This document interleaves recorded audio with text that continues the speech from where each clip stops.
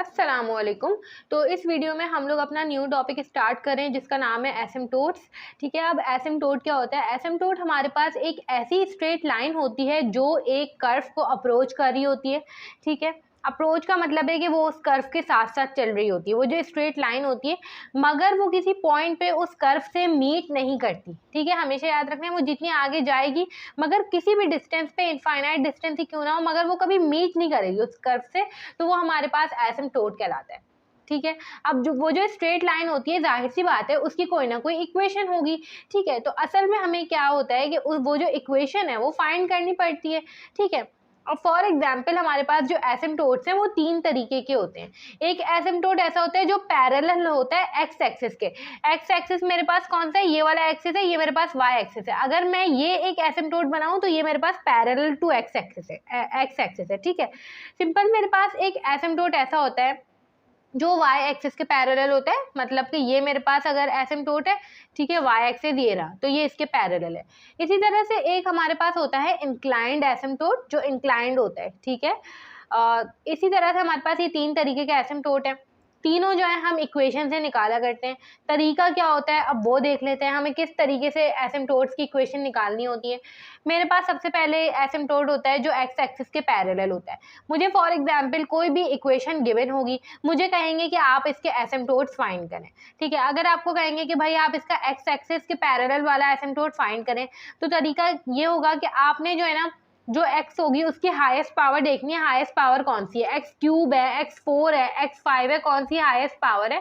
आपने जो है उसके कोफिशिएंट को 0 के इक्वेट कर देना है, तो जो इक्वेशन आपके पास आएगी वो एसिम्पटोट होगा पैरेलल टू एक्स एक्सिस। सही है, अब अगर हमें ऐसा एसिम्पटोट निकालना है जो पैरेलल टू वाई एक्सिस है, तो वो कैसे निकालेंगे? आपने अपनी इक्वेशन में जो y की हाईएस्ट पावर है वो देखनी है। ठीक है, जो भी y की हाईएस्ट पावर है आपने उसके कोफिशिएंट को 0 के इक्वेट कर देना है, तो आपके पास एसिम्पटोट आ जाएगा जो y एक्सिस के पैरेलल होगा। अब जो तीसरा एसिम्पटोट है वो हमारे पास इंक्लाइंड एसिम्पटोट है। इंक्लाइंड एसिम्पटोट जो है उसकी इक्वेशन होती है y equals to mx plus c। जैसा कि आपको पता है ये एक स्ट्रेट लाइन की इक्वेशन भी होती है इंक्लाइंड। ठीक है, तो अब जो है हम इसका तरीका देख लेते हैं कि हमें इंक्लाइंड एसिम्पटोट जो है वो किस तरह से निकालना होता है, क्योंकि उसका थोड़ा सा बड़ा मेथड है। ठीक है, तो अब वो देख लेते हैं। अब देखिए, तरीका ये होगा कि आपको जो भी अपने क्वेश्चन में कर्व की इक्वेशन गिवन होगी जिसके आपने एसिम्पटोट्स फाइंड करने हैं, उसमें x और y ये 2 वेरिएबल्स मौजूद हुआ करेंगे। तो आपने क्या करना है, जहां जहां x है वहां वहां 1 पुट कर देना है और जहां जहां y है वहां वहां m पुट कर देना है। इस तरह से आपको ये 3 चीजें निकालनी होंगी। ठीक है, एक phi n minus 1, phi n minus 2। अब इसका मतलब शायद अभी समझ में नहीं आएगा आप लोगों को। ठीक है, ये जब निकालेंगे तो सही से समझ आ जाएगा। ये n क्या है? ये n जो है ना हाईएस्ट डिग्री हुआ करेगी उस इक्वेशन में x और y की। ठीक है, अब वो हम निकाल के चेक कर लेंगे। ये तीनों चीजें आप लोगों ने निकालनी होगी और जहां तक हम निकाल सकें। ठीक है, अब देखें स्टेप 2 हमारे पास क्या होगा, हमने निकालने होंगे स्लोप, क्योंकि आपने देखा y equals to mx plus c, ये हमारे पास इक्वेशन है, तो इसमें m जो है वो हमारे पास स्लोप है, तो आपने m निकालना है। m किस तरह से निकालना है? जो आपने फाई एन m यहाँ पे निकाला होगा ना, ठीक है, अभी निकालेंगे तो समझ आ जाएगा किस तरह से निकलेगा, क्या होगा। ठीक है, जो निकाला होगा आपने उसको 0 के इक्वेट करके m के रूट्स निकालने होंगे। ठीक है, अब m के ना रूट्स आ सकते हैं। फॉर एग्जाम्पल m की वैल्यू मेरे पास 0 आ गई और एक 1 आ गई और दूसरी भी 1 आ गई। अब 0 जो है वो डिफरेंट वैल्यू है, 1 और 1 रिपीटेड वैल्यू है। ठीक है, तो जब आपके पास डिफरेंट वैल्यू आएगी m की, तो आपने अब c भी निकालना है। जाहिर सी बात है, मुझे m और c ये दोनों चीजें चाहिए, तो मेरे पास एक इक्वेशन निकल कर आएगी। ठीक है, सिंपल मुझे c के लिए ना ये फॉर्मूला यूज करना है। ठीक है, अब देखिए यहाँ पे इन्होंने ये जो लिखा हुआ है ना फाई और ये डेरिवेटिव m, इसका मतलब है कि फाई m का आपने एक दफा डेरिवेटिव लेना होगा। ठीक है, अब देखिए अगर मेरे पास सेम रूट्स आ गए, मतलब कि मैं ये कह रही हूँ कि m की मेरे पास 3 वैल्यूज हैं, 0 1 1। अब ये जो है डिफरेंट रूट था, ये दोनों जो है वो सेम रूट थे, तो इसके लिए आपने ये वाला फॉर्मूला यूज करना है। अगर आपके पास 3 रूट्स आएंगे तो ये वाला फॉर्मूला यूज करना है। अब ये दोनों फॉर्मूला आप लोगों के समझ में आ जाएंगे, मगर पहले ये देख लेते हैं कि सारी चीजें हैं क्या, जो कि हमें सवाल से ही समझ आएगा जब हम इसका क्वेश्चन करेंगे। तो अब हम इसका जो डिटेल्ड क्वेश्चन है वो देख लेते हैं। अब देखिए ये हमारे पास क्वेश्चन गिवन है, फाइंड ऑल एसिम्पटोट्स ऑफ, ये इक्वेशन गिवन है। अब ये इक्वेशन जो है ना, ये एक कर्व की इक्वेशन गिवन है और हमें कह रहे हैं कि भाई उस कर्व के साथ जो एसिम्पटोट होंगे ना जितने भी, आपने वो सब फाइंड करना है। ठीक है, अब देखिए यहाँ पे सबसे पहला एसिम्प्टोट कौन सा होगा, जो पैरेलल होगा एक्स एक्सिस के।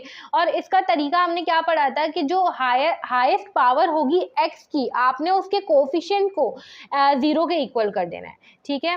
तो साथ साथ आप ये देखते जाएं, यहाँ पे देखें हमने तरीका यही पढ़ा था, equate coefficients of highest power of x to 0, ठीक है।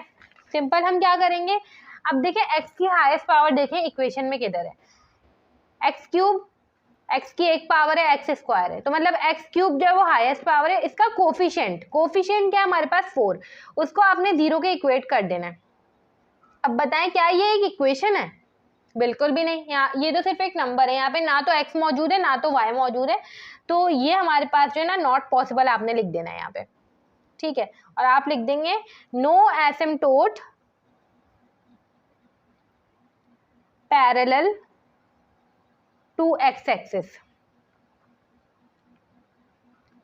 ठीक है। इस तरह से हमने बताया कि भाई कोई ऐसा एसिम्प्टोट नहीं है इस कर्व के लिए जो एक्स एक्सिस के पैरेलल हो, ठीक है। अब देखें, अब यहाँ पे हमें दूसरा एसिम्प्टोट निकालना है, जो कि कौन सा होगा, asymptote parallel to y axis. लिख देंगे asymptote parallel to y axis. Y axis के पैरेलल जो एसिम्प्टोट होगा उसके लिए हमें क्या करना है, यहाँ पे देखिए equate coefficient of highest power of y to 0, ठीक है। y की जो हाईएस्ट पावर का कोफिशिएंट है, y की हाईएस्ट पावर यहाँ पे y क्यूब है, इसका कोफिशिएंट देखिए -1 है, ठीक है। तो आपने उसको 0 के इक्वेट कर देना है। बताएं क्या ये एक इक्वेशन निकल कर आई है, बिल्कुल भी नहीं। ना तो यहाँ पे x इन्वॉल्व है ना तो y, इसका मतलब ये भी हमारे पास यहाँ पे भी लिख देंगे not possible, no asymptote parallel to y axis. इस तरह से हमने ये लिख दिया। अब तीसरा एसिम्प्टोट हमें कौन सा निकालना है, अब देखिए हमें इंक्लाइंड एसिम्प्टोट निकालना है जिसकी इक्वेशन है y equals to mx plus c। मुझे इस इक्वेशन, अगर मुझे ये जो है इक्वेशन निकालनी है तो इसमें मेरे पास दो चीज़ें होनी चाहिए थी, यहाँ पे m और c। देखें x और y तो इन्वॉल्व होगा, वो तो फंक्शन है, ठीक है, उसका मसला नहीं है। m और c जो है वो मौजूद होना चाहिए था, जो कि नहीं है। तो इसका निकालने का एक तरीका होगा, हमने सबसे पहले क्या पढ़ा था, स्टेप 1 हमारे पास क्या है, x की जगह हमने 1 पुट करना है, y की जगह m पुट करना है इक्वेशन ऑफ कर्व के अंदर, और ये चीज़ें फाइंड करनी है। अब इन चीज़ों से मुराद पता है क्या है, सबसे पहले तो हम ये देख लेते हैं कि हमारे पास इक्वेशन क्या थी। इक्वेशन हमारे पास थी 4x क्यूब माइनस का 3xy स्क्वायर माइनस का y क्यूब प्लस का 2x स्क्वायर माइनस का xy माइनस का y स्क्वायर इक्वल्स टू 1। ये हमारे पास इक्वेशन थी। सिंपल यहाँ पे हमने सबसे पहले फाइंड करना है फाई एन एम। अब ये जो n है ना, इसका मतलब पता है क्या है, इसका मतलब है कि n आपकी यहाँ पे हाईएस्ट पावर, देखें हाईएस्ट पावर x या y, एक की नहीं मिलाकर दोनों की। देखें इस टर्म में हाईएस्ट पावर क्यूब है, इस टर्म में हाईएस्ट पावर 2 और 1 क्यूब है, इधर भी, इधर हाईएस्ट पावर क्यूब है, इधर कितनी है पावर 2 है, इधर कितनी है 1 और 1 2 है, इधर भी 2 है। तो हाईएस्ट पावर हमें दिख रही है 3, जो कि इधर है इधर है इधर है, तो n जो है ना वो आपके पास 3 है। तो आपने सबसे पहले क्या फाइंड करना है, फाई 3 x, y, ठीक है। अब ये किस तरह फाइंड होगा, अपनी इक्वेशन में देखें जो जिन जिन टर्म्स की पावर क्यूब है उनको लिख दें। इसकी मुझे क्यूब दिखी, इसकी क्यूब दिखी, इसकी क्यूब दिखी, ठीक है। तो मैंने लिख दिया 4x क्यूब माइनस का 3xy स्क्वायर माइनस का y क्यूब। मगर हमने सिर्फ ये नहीं लिखना था, हमने क्या करना था, इसको जहां जहां x था वहां वहां 1 पुट करना था, और जहां जहां y था वहां वहां m पुट करना था, ठीक है। मगर अभी हम कर लेते हैं, पहले हम सारी चीजें फाइंड कर लें। n फाइंड करना था, फिर n-1 फाइंड करना था। n-1 का मतलब हो जाएगा 3 - 1 2 के बराबर, यहाँ पे 3 है ना n, ठीक है। तो फाई 2x, y। अब 2 का मतलब क्या है कि अपनी इक्वेशन में तलाश करें जो टर्म्स है जिनकी पावर 2 है। इसकी पावर 2 है, इसकी पावर 2 है, 1 1 2 हो जाता है, और इसकी पावर भी 2 है। अब n-2, ठीक है, और ये कब तक करना है, जब तक फाई 0 ना आ जाए, ठीक है। n-2 मतलब कि 3 - 2 बराबर हो जाएगा 1 के। अब कोई ऐसी टर्म दिख रही है आपको जिसमें पावर 1 हो, नहीं दिख रही, ये 1 है, इसमें तो x या y एक भी मौजूद ही नहीं है ना, तो उसकी पावर कैसे होगी, है मौजूद ही नहीं है, ठीक है। तो 1 वाली टर्म मुझे कोई दिख नहीं रही जिसमें x या y की पावर 1 हो, तो मैं इसको कह दूंगी ये 0 है, ठीक है ही नहीं, मौजूद नहीं। अब फाई 0 हो जाएगा, आखिर में 1 के बाद 0 ही आता है। फाई 0 मतलब कि कोई ऐसी टर्म मौजूद है जिसमें x और y ही मौजूद ना हो मगर कोई नंबर जरूर मौजूद हो, ये मौजूद है 1, ठीक है। मगर 1 को हमने +1 नहीं लेना, आपने पूरी इक्वेशन को एक साइड रखना होता है, ठीक है। तो ये आके -1 हो जाएगा, तो ये -1 है, ठीक है। अब सिंपल हमने ये सारी चीजें फाइंड कर ली है, मगर ये सारी चीजें फाइंड कर ली है, मगर हमें ये m और 1 की फॉर्म में फाइंड करना था। तो हम सिंपल जो है क्या करेंगे, फाई 3m, जहां जहां x है वहां वहां 1 पुट करेंगे और जहां जहां y है वहां वहां m पुट करेंगे, तो मेरे पास फाई 3m आ जाएगा। फाई 3m के लिए आपने इसी इक्वेशन में x और y की जगह m पुट करना है, m और 1 पुट करना है, ठीक है। x की जगह 1 और y की जगह m, मेरे पास आंसर आ जाएगा 4 माइनस का 3m² माइनस का m³। जब मैं फाई 2m निकालूंगी, मतलब अब दूसरी इक्वेशन में x की जगह 1 और y की जगह m, आपके पास आंसर आएगा 2 माइनस m माइनस का m²। 1 वाले में तो है ही नहीं कुछ, y x तो 0 ही है सिंपल, और अगर हम फाई 0 देखें m तो वो हमारे पास -1 है, ठीक है। ये आपके पास पहला स्टेप होता है इंक्लाइंड एसिम्प्टोट फाइंड करने का। दूसरा स्टेप आपके पास ये होगा कि आपने जो है ना स्लोप फाइंड करने, और स्लोप फाइंड करने का तरीका ये होता है कि जो आपने फाई एन m निकाला है ना, सिर्फ फाई एन m, मतलब सिर्फ फाई एन m, n हमारे पास 3 है ना, फाई 3m, ठीक है। आपने उसको 0 के इक्वेट करना है, मतलब कि हमने इसको 0 के इक्वेट करना है, 4 माइनस का 3m² माइनस का m³। 0 के इक्वेट करके आपने वहां से m के रूट्स निकालने हैं। अब रूट्स निकालने का मतलब ये होता है कि आपने इस इक्वेशन को सॉल्व करना है। देखिए सॉल्व करने के बहुत सारे तरीके होते हैं, मगर हम कोई ऐसा तरीका देखेंगे कि वो जनरल हो और उससे सारे क्वेश्चन जो है वो हल हो जाए, ठीक है। तो अब गौर से देखें, इसको थोड़ा सा जो है आपको सिंप्लीफाई करना पड़ेगा। सिंप्लीफाई किस तरह से कि हाईएस्ट पावर को पहले लिखें, लोएस्ट को फिर बाद में, फिर सिर्फ नंबर वाले को उसके बाद, ठीक है। तो अब ये किस तरह से सिंप्लीफाई होगा वो देख लेते हैं। इस पूरी टर्म को मैं उठा के वहां ले जाऊंगी तो मेरे पास हाईएस्ट पावर वाली जो चीज है वो मेरे पास प्लस में आ जाएगी। तो ये जगह m³ प्लस का 3m² माइनस का 4, बस कुछ भी नहीं किया, पूरी इक्वेशन को मैंने अपोजिट साइड पे कर दिया, तो मेरे पास सारी साइंस अपोजिट हो गई, ठीक है। अब देखिए ये हमारे पास ना कोई क्वाड्रेटिक इक्वेशन तो बन नहीं रही और कुछ इस तरह से नहीं बन रहा, तो हमने सिंपल एक जनरल तरीका देखना है कि इसको किस तरह से सॉल्व कर सकते हैं। आपने हमेशा करनी है सिंथेटिक डिवीजन, ठीक है। सिंथेटिक डिवीजन एक ऐसा तरीका है कि आप इक्वेशंस को इजीली सॉल्व कर सकते हैं, ठीक है। अगर सिंथेटिक डिवीजन नहीं करना तो ये कैलकुलेटर में भी सॉल्व हो सकती है। किस तरीके से, आपने मोड पे जाना है, 5 पे जाना है और आपने ये 4 पे जाना है, ठीक है। 4 पे जाएंगे, m³ का कोफिशिएंट 1 है, m² का 3 है, m1 का यहाँ पे कोफिशिएंट नहीं है तो 0, और यहाँ पे -4 है। सिंपल आपके पास एक रूट m का निकल कर आ गया 1, एक आ गया -2, और तीसरा भी रूट आना चाहिए था। तीसरा रूट क्यों आना चाहिए था, हाईएस्ट पावर 3 है तो 3 रूट निकल कर आएंगे, तो तीसरा नहीं आया, मतलब रिपीटेड रूट है, जो दूसरा था वही तीसरा भी था, तो -2 2 दफा आया है, m जो है वो -2 के बराबर है। एक तो ये तरीका आप कैलकुलेटर से सॉल्व कर लें, मगर कैलकुलेटर से आप लोग सिर्फ वो वाली इक्वेशन सॉल्व कर सकेंगे जिसमें हाईएस्ट पावर या तो m² होगी या तो m³ होगी। अगर कभी m4 आ गया तो वो आप सॉल्व नहीं कर सकेंगे, तो उसके लिए आप लोगों को सिंथेटिक डिवीजन आना चाहिए, ठीक है। तो सिंथेटिक डिवीजन अब देख लेते हैं कि किस तरीके से करना होता है। फॉर एग्जाम्पल ये आपके पास इक्वेशन है, ठीक है। m³ का कोफिशिएंट मेरे पास कितना है, 1 है, m² का कितना है, 3 है, लिख दें। m1 का कोफिशिएंट नहीं है तो सिंपल यहाँ पे 0 आएगा, और नंबर मेरे पास कितना है, -4 है। यहाँ पे आपने सबसे पहले क्या करना है, यहाँ पे आपने लेना है 1, ठीक है। अब देखें कुछ इस तरीके से होगा कि आपने 1 यहाँ पे लिया है और यहाँ पे ये नंबर 0, 1 + 0 कितना होएगा, 1, ठीक है। अब 1 1 दा कितना होता है 1, 3 + 1 कितना होगा 4, 1 4 दा कितना होता है 4, 0 प्लस कितना होगा 4, 1 4 दा कितना होगा 4, प्लस माइनस कैंसिल हो गए 0, यहाँ पे हमेशा 0 आता है, ठीक है।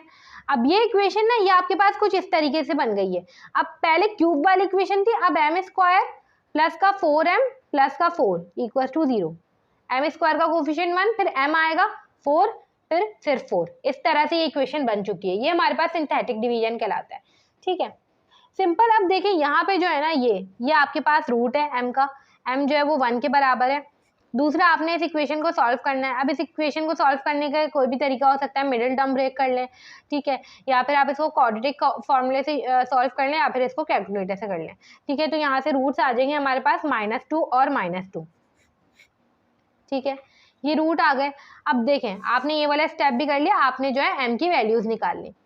अब अगली जो चीज़ है वो ये कि m की डिफरेंट वैल्यूज के लिए आपने ये वाला फॉर्मूला यूज करके c निकालना है, ठीक है, और अगर सेम रूट है तो आपने ये वाले फॉर्मूला यूज करके जो है c निकालना है, ठीक है। अब हम देख लेते हैं कि ये हमें किस तरीके से करना है। अब देखिए, मेरे पास m के 3 रूट्स आए थे। m मेरे पास एक 1 के बराबर आया था, ठीक है, सिंपल। दूसरा जो m है वो -2 के, और तीसरा m भी -2 के। ये मेरे पास डिफरेंट रूट्स हैं और ये मेरे पास सेम रूट्स हैं। तो डिफरेंट वैल्यूज के लिए पहले देख लेते हैं। डिफरेंट वैल्यूज के लिए c निकालने का तरीका ये होता है कि c इक्वल्स टू फॉर्मूला ये है -n-1 m और n का डेरिवेटिव m।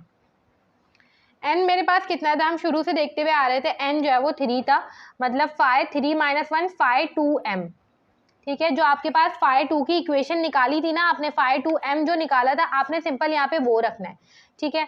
और n और डेरिवेटिव, इसका मतलब n की जो इक्वेशन आई थी आपके पास, उसका आपने एक दफ़ा डेरिवेटिव लेना है और वो इक्वेशन नीचे पुट करनी है, ठीक है। अब मैं यहाँ पे देख लेती हूँ हमारे पास क्या क्या आया था। सिंपल यहाँ पे हमारे पास जो है जो m आया था, 3m आया था, मैं यहाँ पे लिख रही हूँ। 3m की इक्वेशन मेरे पास आई थी 4 माइनस का 3m² और -m³, ठीक है। और 2m मेरे पास कितना आया था, 2 माइनस का m माइनस का m², ठीक है। तो देखिए, ये n-1 मतलब के 2m, तो c कैसे निकालेंगे, माइनस का 2m मतलब के 2 माइनस का m माइनस का m², ठीक है। और नीचे क्या लिखना है, n का डेरिवेटिव, मतलब इसका आपने एक दफ़ा डेरिवेटिव लेना है। तो आंसर आपके पास हो जाएगा माइनस का 6m माइनस का 3m², ठीक है, आपने यहाँ पे रखना है। अब जब आप लोग यहाँ से माइनस साइन जो है कॉमन निकालेंगे नीचे से भी, तो माइनस माइनस कैंसिल हो जाएगा, ठीक है, कुछ इस तरह से हो जाएगा, -6m प्लस का 3m², ठीक है, माइनस माइनस कैंसिल। अब देखिए, सिंपल यहाँ पे क्या करना है, m की वैल्यू जो है वो पुट करनी है, आपके पास c आ जाएगा।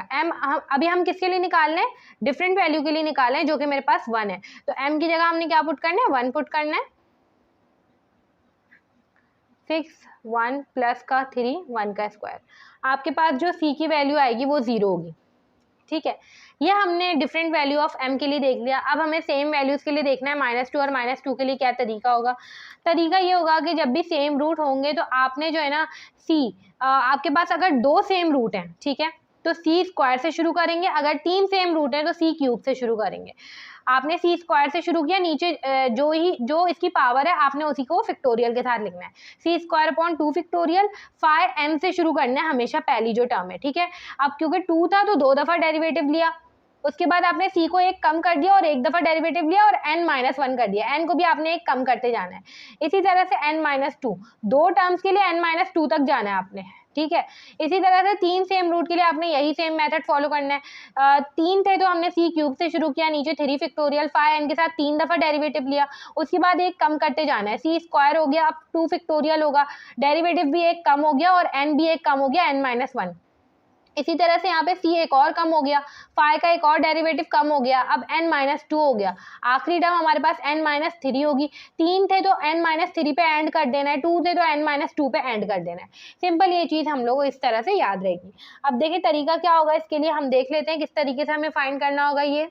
अब देखिए, मेरे पास m की 2 सेम वैल्यूज़ आई हैं, ठीक है। तो सिंपल हमने क्या करना है कि वो 2 वाला फॉर्मूला जो है यूज़ करना है, फॉर m इक्वल्स टू -2। अब हम -2 वाले के लिए काम कर रहे हैं सारा। और देखिए यहाँ पे हमारे पास फॉर्मूला क्या था, c²/2 फैक्टोरियल, ठीक है, n का 2 दफ़ा डेरिवेटिव m, ठीक है, प्लस का c, का एक दफ़ा डेरिवेटिव n-1 m प्लस का n-2 m।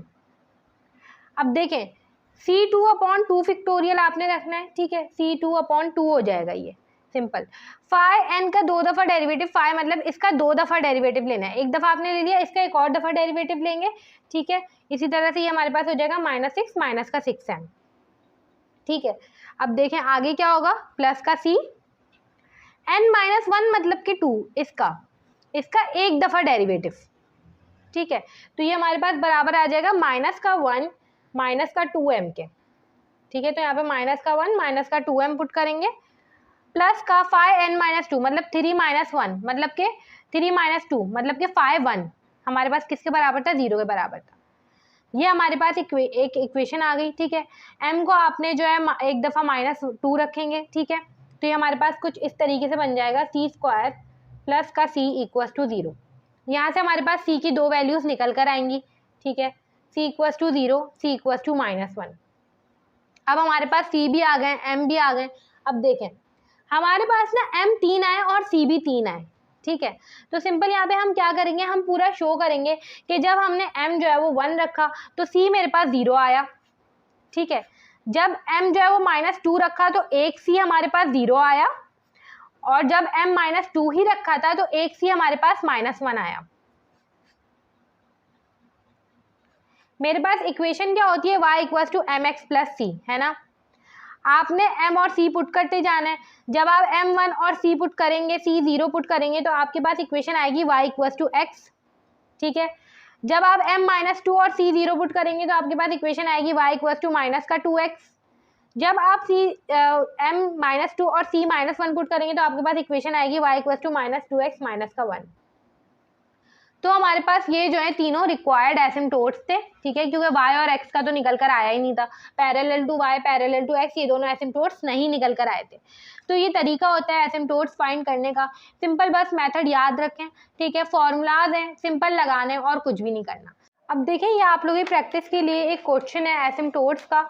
ये हमारे पास इक्वेशन गिवन है, आपने सिंपल इसका क्या करना है, सारे एसिम्प्टोट्स बिल्कुल इसी तरीके से जिस तरीके से हमने इस वीडियो में देखा था कि सबसे पहले parallel to x axis, parallel to y axis और फिर इंक्लाइंड एसिम्प्टोट्स आपने फाइंड करने हैं, ठीक है। तो ये कर लेंगे तो इससे हमारी और अच्छी भी प्रैक्टिस हो जाएगी। इस तरीके से करके हमने आज अपना एसिम्प्टोट्स का जो टॉपिक है वो कंप्लीट कर लिया।